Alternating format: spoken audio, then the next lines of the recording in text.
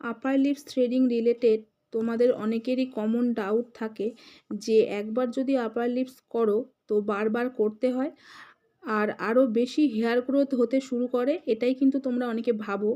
তো আজকে আমি তোমাদের ডাউট ক্লিয়ার করে দিচ্ছি।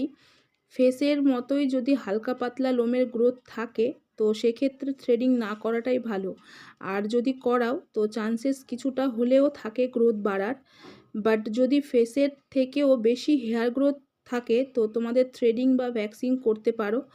এতে কি হেয়ার গ্রোথ বেশি হবে না, তোমরা হেয়ার গ্রোথ যেমন হয় তেমনই হবে। ঠিক আছে? তো আমার ভিডিও যদি তোমাদের ভালো লাগে তো অবশ্যই লাইক কমেন্ট শেয়ার করে দিও। আর নতুন নতুন ভিডিও পেতে অবশ্যই আমার চ্যানেলটাকে সাবস্ক্রাইব করে রেখো তোমরা।